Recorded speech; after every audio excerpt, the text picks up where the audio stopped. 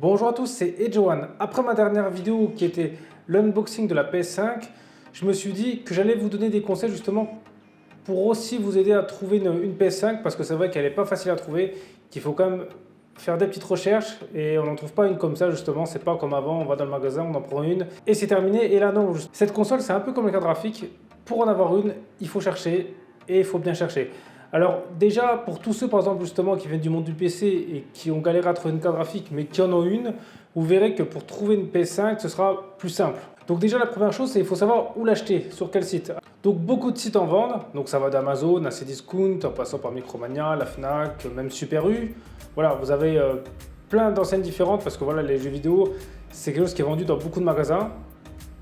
Donc ça fait quand on voit ça, c'est déjà un peu plus compliqué parce qu'il faut savoir sur quel site chercher en priorité. Et justement pour savoir où chercher, en fait il y a quelque chose qui est très simple, qui est justement qu'on n'avait pas sur les cartes graphiques, qui nous aide sur la PS5, c'est qu'il y a des sites comme par exemple Le Parisien ou jeuxvideo.com qui vont annoncer justement la veille en général quand est-ce que les consoles vont être disponibles en stock et surtout sur quel site. Voilà, et le site que je recommande le plus, c'est le site du Parisien. Voilà, vous mettez PS5 stock et puis en général, vous aurez un lien sur ce site.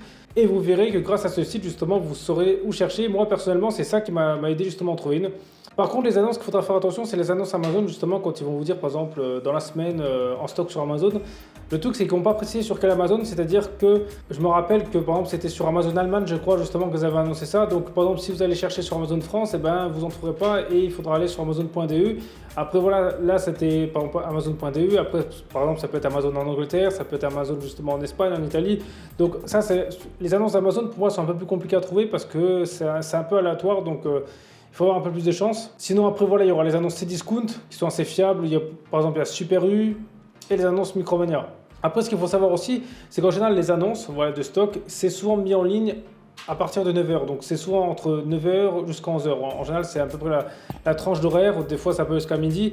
Mais en général, il faut être devant son PC vers les heures-là. Donc, ça veut dire que quand vous verrez stock dans la semaine, il faudra essayer justement d'avoir des alertes sur les sites pendant les heures-là. Ou si vous êtes chez vous, restez justement connecté et actualisez plusieurs fois par jour, justement à partir de 9h jusqu'à midi pour être sûr de ne pas louper. Ensuite, quand il y a du stock, ce qui est bien, c'est qu'il y a beaucoup plus de stock que les cartes graphiques. Parce que je me rappelle quand les cartes graphiques elles sortaient, en général on avait 2-3 minutes grand maximum pour rentrer sa carte bleue, son adresse de livraison et ses coordonnées. Là justement vous avez largement le temps, en général ça peut rester 10-20 minutes. Donc là vous avez largement le temps même de vous tromper, même d'aller chercher votre carte bleue quelque part. Donc ça c'est déjà un peu plus simple, vous n'aurez pas ce stress, ça sert à rien de stresser, vous verrez que vous aurez le temps, vous mettez tous vos coordonnées, ce sera bon. Donc ça on va dire c'est la méthode classique pour trouver la version normale sur la version digitale ou la version normale. Maintenant, il y a des autres versions qui existent et qui peuvent intéresser. Bon, déjà, il y a les versions justement qui sont vendues par des revendeurs ou en occasion, par exemple à 1000 € la console parce que c'est particulier qui l'achètent et ils la vendent plus cher. Bon, ça après, ça à vous de voir si ça vous intéresse. Mais par contre, justement, il y a d'autres versions qui sont plus chères. Et ça, en ce moment, c'est plus Micromania justement qui a le monopole là-dessus. Mes parents, je sais que Cdiscount le faisait avant. Voilà, Cdiscount, pour moi, c'était eux les premiers justement qui faisaient des packs. Donc en fait, quand je dis plus cher, c'est parce que vous avez la console, plus vous allez avoir un pack. Donc ça peut être soit un ou deux jeux, mais en plus un casque, une télé, voilà. Il y a vraiment différents types de packs. Alors certes, c'est plus cher, par exemple, justement avec deux jeux et une manette, ça peut vite revenir à 700, 800 €, ou même avec une télé, ça peut jusqu'à 1500 €. Donc certes, c'est cher comparé au prix de base, mais d'un côté, vous payez pour quelque chose qui en plus, c'est pas comme si par exemple vous allez acheter à un particulier ou un revendeur qui le revend plus cher, juste en n'ayant rien de plus. Là au moins, vous allez payer peut-être 800 €, mais vous allez avoir du matériel en plus. Donc pour moi, c'est pas trop choquant dans la mesure où ce que vous allez avoir acheté en plus, par exemple le jeu en plus ou la manette, rien ne vous empêche de le revendre ou même de le retourner au magasin. Et même par exemple pour le pack avec la télé, d'un côté pourquoi pas, c'est vraiment justement vous avez besoin d'avoir une nouvelle télé parce que c'est dommage comme d'avoir une console et si vous avez une télé assez ancienne de ne pas pouvoir en profiter. Donc d'un côté pourquoi pas, ça peut être une bonne occasion de faire les deux en même temps. Et après les packs avec les jeux, moi ça m'étonne pas parce que à l'époque de la PS4, des fois quand il y avait des versions collector qui sortaient justement avec des jeux, le prix était presque similaire, donc on payait la console plus le jeu. Donc là, moi honnêtement, ça me choque pas plus que ça.